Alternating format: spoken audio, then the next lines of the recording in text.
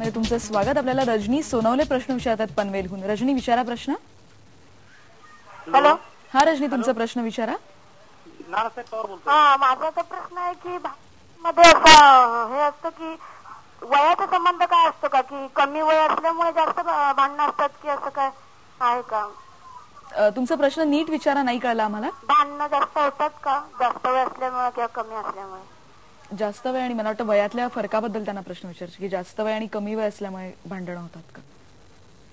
हा, भांडणं दोन्ही ह्याच्यामध्ये होतात. कमी मी तुमचा प्रश्न आम्हाला तर नीट ऐकायला नाही आला, पण भांडणं लहान मुलांचे भांडणं होतात आणि मोठ्या मुलांचे भांडणं होतात, पण त्यांचे भांडणाचे विषय वेगळे असतात. जेव्हा मोठी मुलं झाली की त्यांचा समजूतदारपणा वाढतो, म्हणजे दोघांची समजशक्ती वाढते वय वाढल्यामुळे.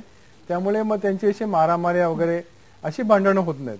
पण त्याच्यामध्ये असं होऊ शकतं की एखादी गोष्ट दोघांना पाहिजे असते किंवा अभ्यासातल्या मार्कावरून जर पालकांनी तुलना केली, अरे हा किती चांगले मार्क मिळवतो, तुला का नाही मिळवत आहेत, तू का नाही अभ्यास करत, अशी जर पालकांनी अनावश्यक तुलना केली दोन भावंडांमध्ये, तर मग त्या भावंडांची एक प्रकारची असूया वाढू शकते. पण ही जी भांडण आहेत, म्हणजे कधी कधी एखादं खूप छोटं भांडण असेल, पण याचे तुमचं ऑब्झर्वेशन तुम्ही इतक्या ह्याच्यात बघितलेत का की याचे कुठेतरी दूरगामी परिणाम होताना दिसतात का? हो, दिसतात ना. म्हणजे काही मुलं असं असतात की ती अढी आयुष्यभरही राहू शकते, कारण पालकांनी मुलाला दोघांवर सारखंच प्रेम केलं पाहिजे. बाबा हा दिसायला सुंदर आहे किंवा हा हुशार आहे म्हणून त्याच्यावरती जास्त प्रेम असं नाही. हे तुमचं मूल आहे, पण त्याच्यावर तुम्ही प्रेम करा. त्या मुलाचे गुण आणि दोष कसेही असतील, मी मुलाला जेव्हा हे कळतं की बाबा आई वडील माझ्यावर प्रेम करतात, माझ्या मार्कावरती किंवा माझ्या गुणावरती प्रेम करत नाहीयेत, तर मग त्याच्या मनामध्ये अढी राहणार नाही.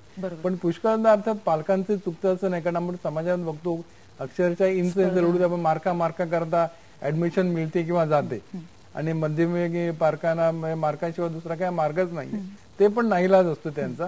त्यामुळे ते अगदी अक्षरशः मार्का करता लढाई होते की मग तू अभ्यास कर. तर ही लढाई आपणच थांबवली पाहिजे, कारण आता समाजामध्ये एवढ्या नवीन संधी मिळत आहेत, नवीन क्षेत्र उपलब्ध होत आहेत की समजा एखाद्या मुलाला जे मार्क कमी मिळाले तरी त्याला कुठे ना कुठेतरी आवडीच्या क्षेत्रातून जाऊ शकतो. म्हणजे आणखीन आपल्याकडे पर्याय उपलब्ध आहेत. अभ्यासाला आणि मार्कांना आणि परीक्षेला आपण जे अति महत्व देतो ते अति महत्व द्यायचं कारण नाही. रोज जसं आपण शाळेत जातो तसंच परीक्षा दिवशी मुलाला पण शाळेत पाठवायचं. या सगळ्यामध्ये एक आणखीन लक्षात येतं की जी जुळी भावंड असतात त्यांच्याबद्दल ऑब्झर्वेशन काय, म्हणजे खरं तर त्यांच्यात खूप घट्ट नातं असतं किंवा आणखीन काय काय? जुळ्या भावंडामध्ये तर अत्यंत घट्ट नातं. जुळ्या भावंडामध्ये पण दोन प्रकार असतात. एक अगदी सारखे दिसणारे, आम्ही ज्यांना मोनोझायगोटिक ट्विन्स म्हणतो, आणि दुसरं असं की थोडा फरक असणारे ज्यांना डायझायगोटिक ट्विन्स म्हणतात. तर मोनोझायगोटिक ट्विन्स मध्ये अक्षरशः त्या दोघांचं म्हणजे ह्याला मारलं की तो रडणार इतका एक भावनिक संबंध असतो. त्या दोघांना जरी आपण वेगळं वाढवलं तरी त्या दोघांचा भावनिक संबंध अत्यंत अतूट असतो. म्हणजे ते दोन शरीर आणि एक मन असंच आपल्याला म्हणलं पाहिजे. आणि त्याचे काही फायदे आणि काही तोटे पण आहेत. म्हणजे मोठी झाल्यावर जेव्हा लग्न किंवा संसाराचा प्रश्न येतो तेव्हा त्यांची स्वतःची अटॅचमेंट एवढी जास्त असते की ते आपल्या पत्नी बरोबर तेवढी अटॅचमेंट होऊ शकत नाही. तो त्यांना मोठेपणी असा एक अडचणीचा प्रश्न होऊ शकतो. पण जुळी मुलं असतात, एस्पेशली मोनोझायगोटिक, म्हणजे अगदी सारखी असणारी, त्यांच्यामधनं बॉन्डेज अत्यंत प्रचंड असतं. बरोबर.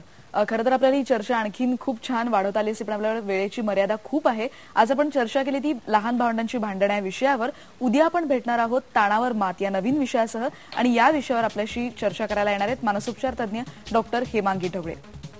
आणि याही विषयावर तुमच्या प्रश्नांची आम्ही वाट बघणार आहोत. 1:30 ते 2 या वेळेत तुम्ही फोन करा. 02266899204 या नंबरवर आम्ही तुमच्या प्रश्नांची वाट बघू. आणि आज आपण बघितलं की लहान भावंडांची भांडण या विषयावर आपण चर्चा केली. एकमेकांमधला संवाद वाढवा, पालकांनीही आता आणखीन जागरूक होणं, त्यांना थोडंसं मोकळं सोडा. खरं तर तेच प्रश्न तिथेच सुटतील अशी आपण आशा बाळगूया. आपण डॉक्टरांचाही आभार मानूया आणि इथेच थांबूया. पहा फक्त IBN लोकमत.